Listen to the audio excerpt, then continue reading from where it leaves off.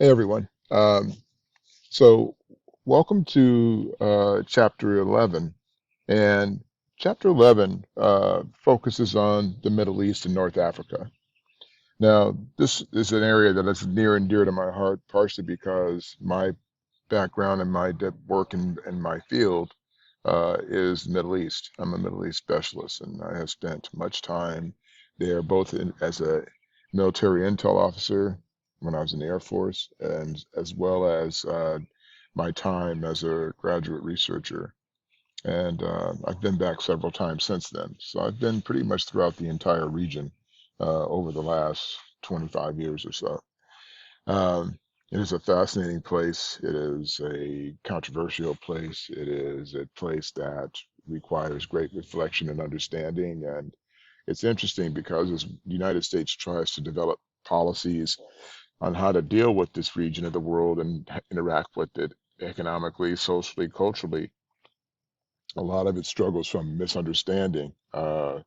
Because we try to sort of look through the lens of American government or American life rather than understanding the historical and important legacy of those folks who live in that area of the world. Um, so I want to digress into that with you for a little bit today and talk a little bit about uh, the people, the culture, the controversies, and how it got to be sort of where it is today. Because there is a reason why the Middle East is such as it is today, and a lot of it is caused by or has been caused by the actions of the Western world, not just the United States, but particularly Europe as well.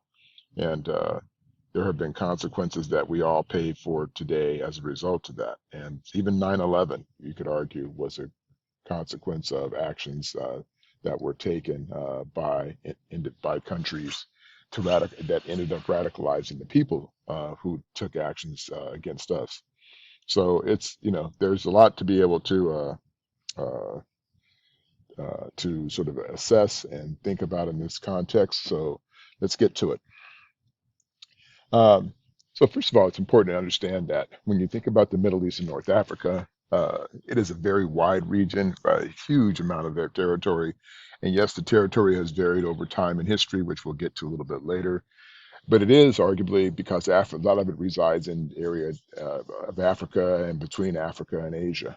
So it is it is considered the birthplace or one of the birthplaces of most of the civilizations that we talk about in modern context. It's a huge intersection for trade around the world, particularly with oil being for a lot of the wealthier countries being the main driver of that. But nonetheless, it is plays a pivotal role with regard to security issues between countries that we consider radical versus those that are not. And then there's also it's also the birthplace of numerous religions. Certainly, many of you know Judaism, Christianity, Islam, Zoroastrianism, which is a variation of Christianity. Well, actually, in fact, even predates Christianity.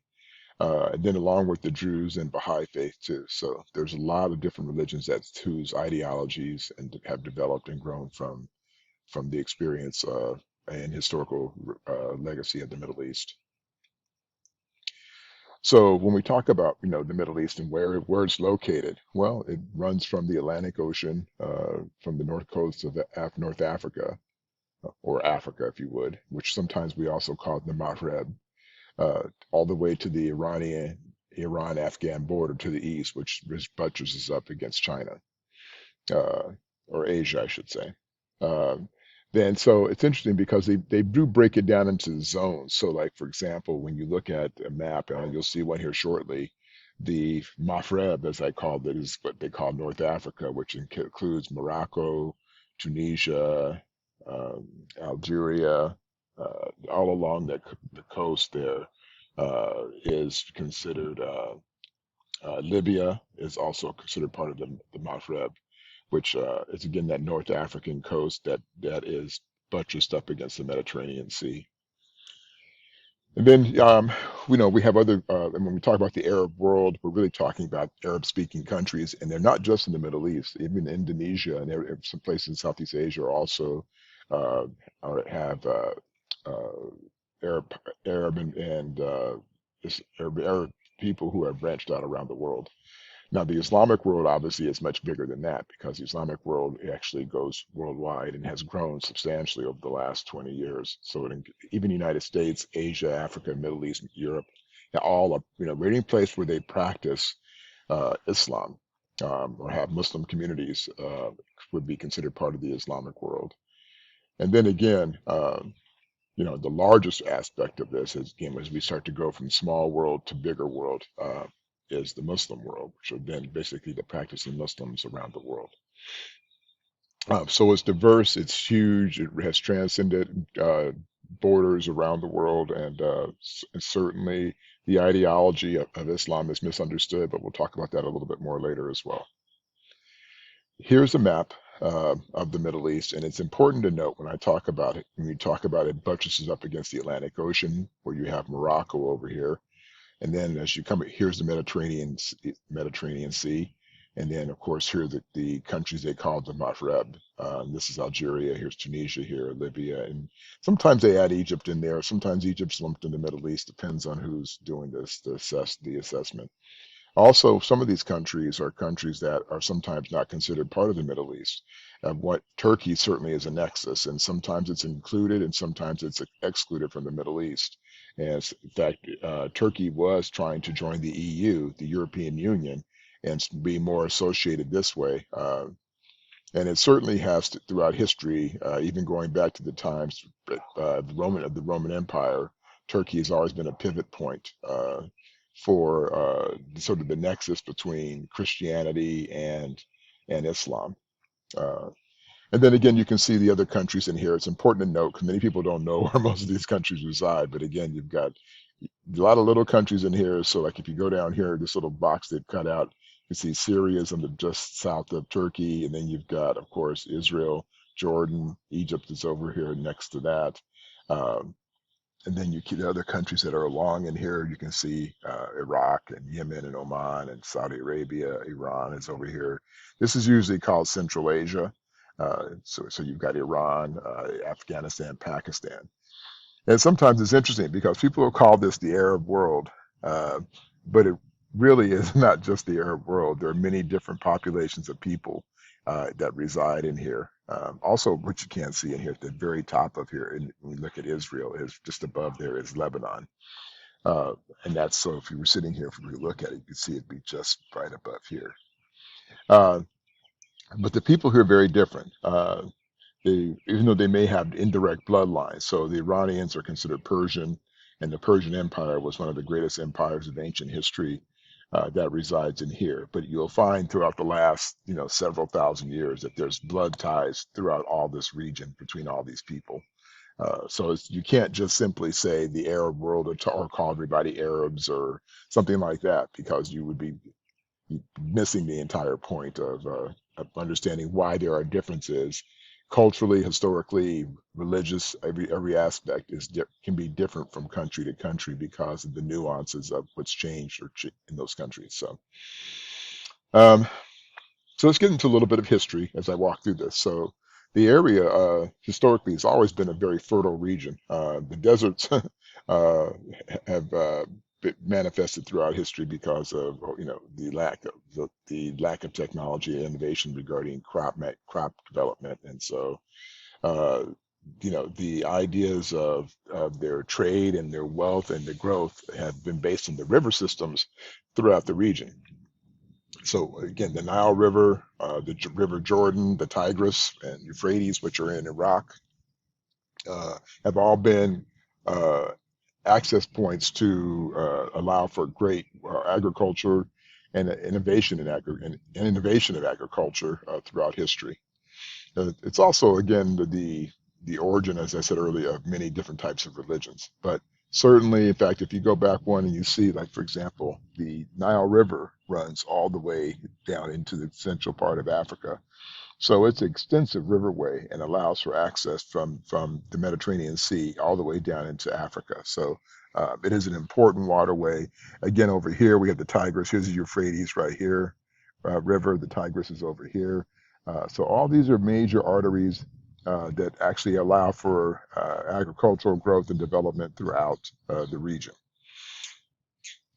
Okay.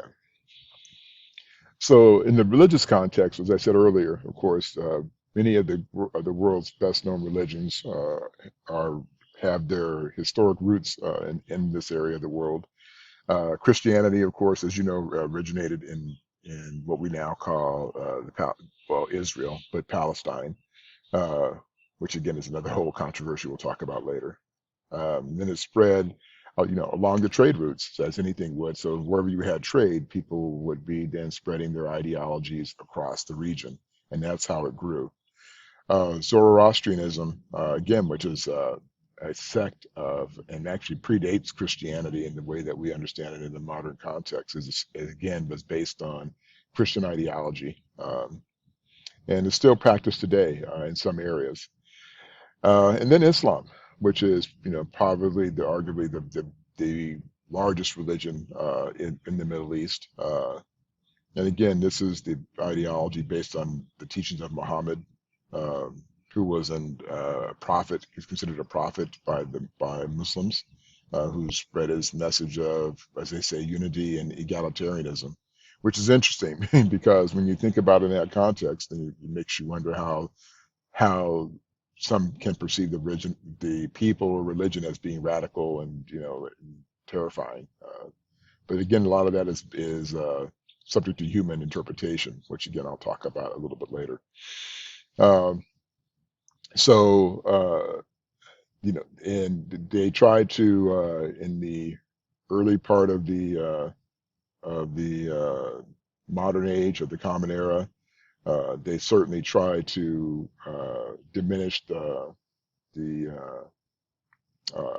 Christianity and to defend the Muslim communities that were being challenged by Christian leaders, particularly through the Crusades, uh, and then Islam itself ended up dividing its ideology because they had two different perspectives of, of their religion. So the Shia and the Sunni separated in the seventh century, based on interpretation. And this is sort of like in Christianity, where we have various, from Catholic to Methodist to Presbyterian to, we have a hundred different variations of our various Christian beliefs, all derived from, one person's interpretation of the Bible, for example. And heck, even within like the Baptist church, there's probably 10 different variations of what you can or can't do, based on interpretation of the Bible. So sometimes when we have to understand the same thing happens in Islam, that there are different interpretations based on the scholars and the religious leaders in their interpretation of Quran, which is their version of the Bible. Um, Okay, that's just a picture of an open air church in Cairo. It's beautiful, by the way. If you see it, it's pretty breathtaking. But again, it just shows the historical significance of religion in the region. Um, so this again talks about some of the more esoteric aspects of history. And again, as I said before, in the seventh century, as Islam developed and grew along the trade routes, so it branched out from, throughout the entire region, from North Africa all the way to the eastern part of the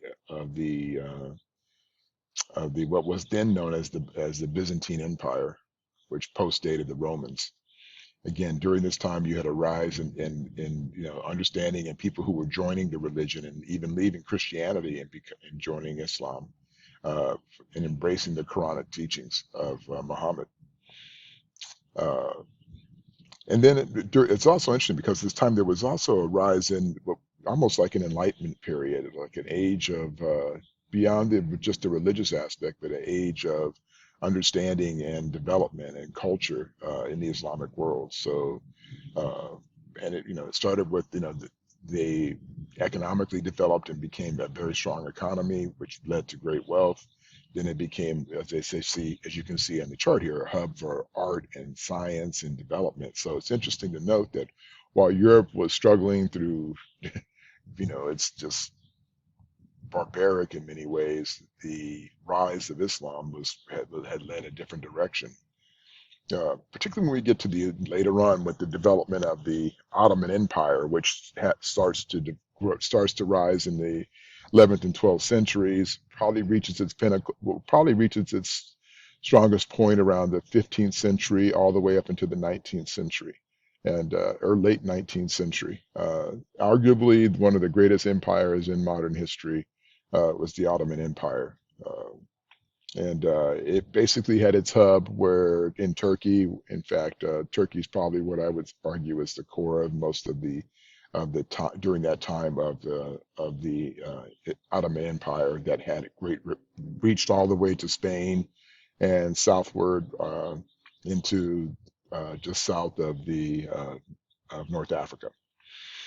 Um, and so this also allowed for the spread of Islam and sort of the teachings of Muhammad into even parts of Southern Europe, and because of the control by the Moors and the Ottoman Empire into these areas.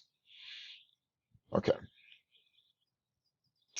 these are just examples of so as the uh, in the Middle East, they had built these fortresses to protect you from the Crusaders, and then the Crusaders took the ideas back to Europe, and then that's where the sort of the castle building of Europe began as a result of what they learned from building construction in the Middle East.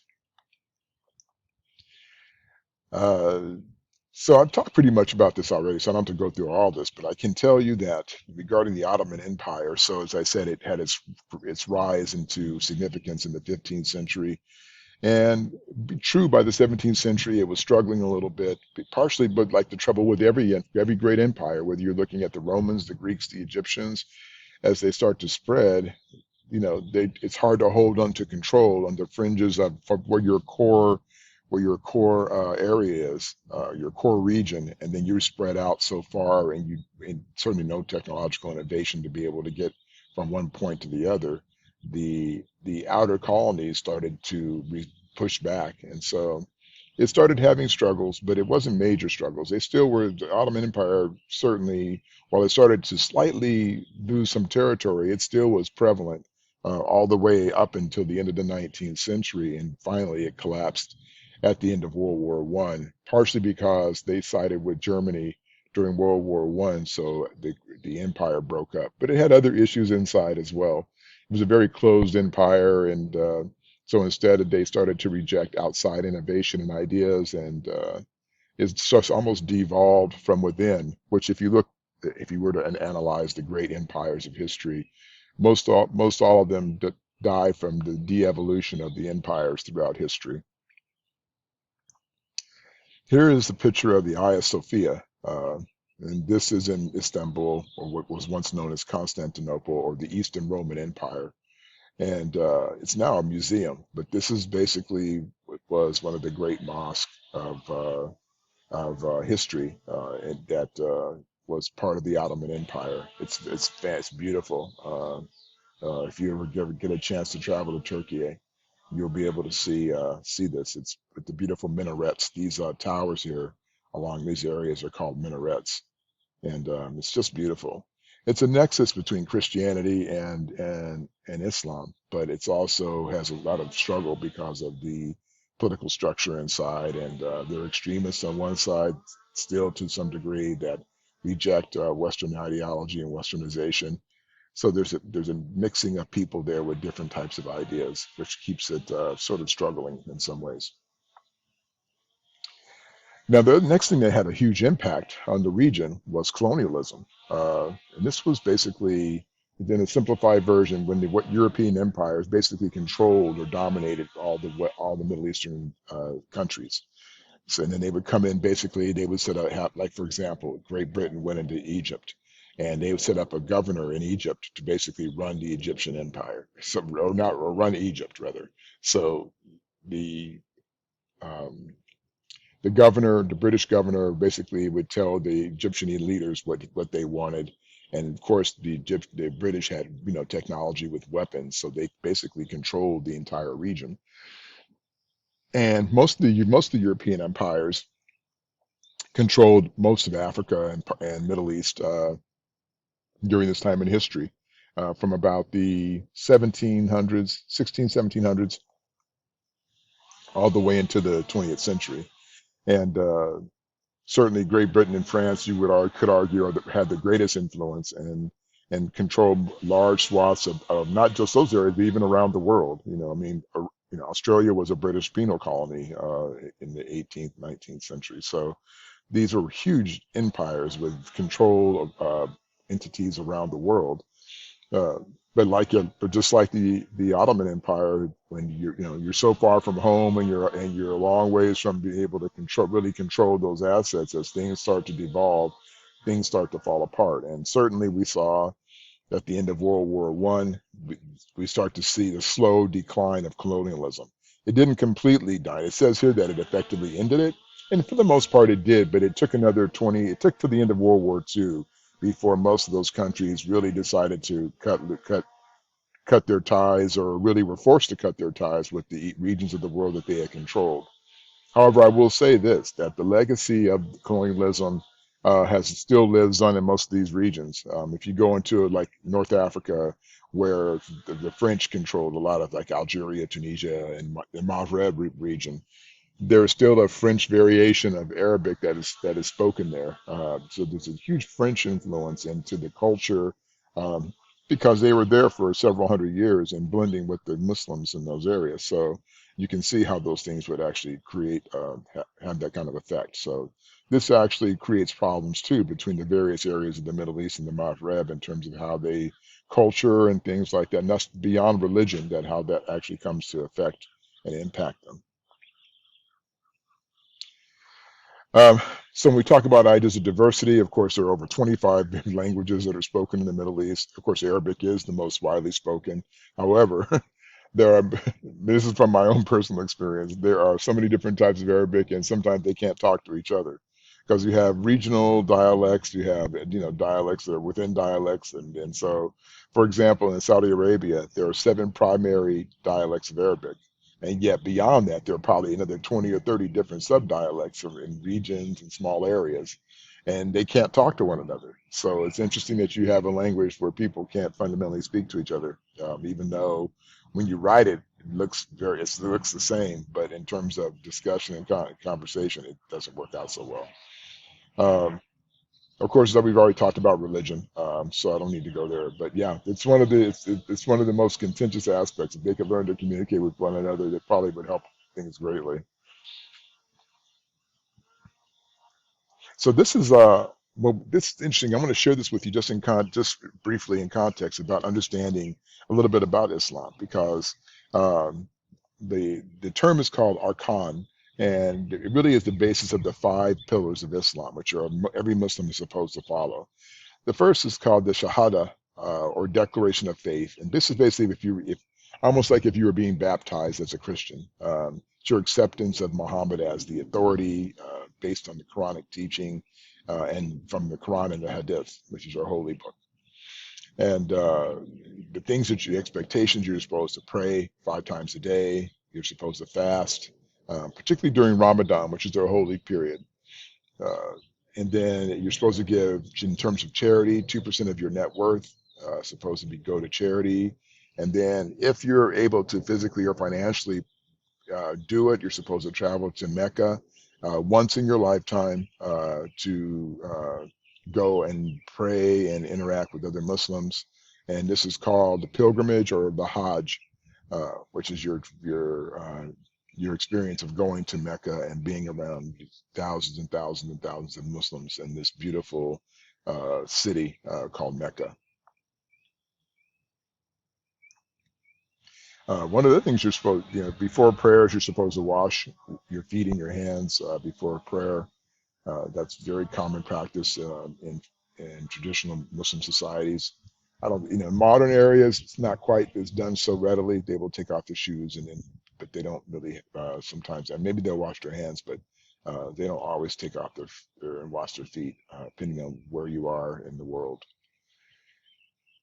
Uh, in the modern context, it's interesting because just like with Christianity, as technology and innovation and education start to develop, people start to question and learn new things or discover new realities or reconsider different ideas about who they are and where they are in history.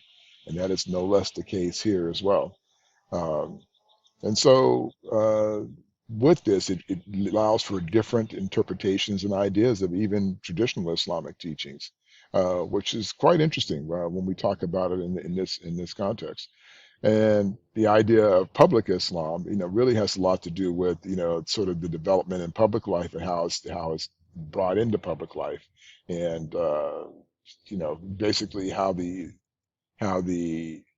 those on the external part of Islam are integrated into or allow Islam to function in their societies, whether they be secular societies or be uh, those that are religious regimes or Islamic regimes. And so, when you have all these different intellectuals and religious orders and students and workers and all these different people interacting with Islam in daily life, and that's also quite a struggle because different interpretations and some of the more radicalized groups are less tolerant of these institutions and ideas. So it can be very, very problematic. Okay. So again, as I talked about the end of colonialism, this is just really talking about what happens at the collapse. And at the collapse, basically, you have these rise of nationalism and ideologies of independence, and really the people wanting to develop or redevelop their own ideas around who they are as people. And this is where you see this start to occur. So it was a very powerful period in Islam, and in any point, in any, if you even in Christianity, again, as you start to evolve and you start to develop a political infrastructure which deals with the things outside of the religious world and deals with the secular world, meaning the non-religious world, the reality of economic influences and how, when people had money, even those in Islamic countries, once they had power and money, the reality of religion tends to take a second seat to power and money. And so you start to see this growth. You see the rise of tribalism in a lot of these areas, even because they're trying to hold on to their traditions. And as the world is evolving around them, they're trying to say, no, we want to stick with our religion, with our religious beliefs or our cultures, our historic cultures and ideologies. This is where the struggles kind of come in. They use the example of the Kurds, but there are lots of them. And if you were in the region, we're traveling around, and you could just be like a fly on the wall. There are lots of different, hundreds and hundreds and hundreds of different tribal affiliations. That's why it's very difficult to sort of, when you talk about how you're going to deal diplomatically with those individuals, it's very difficult because there are so many different ideologies that are in existence in those areas, which again allows for more instability.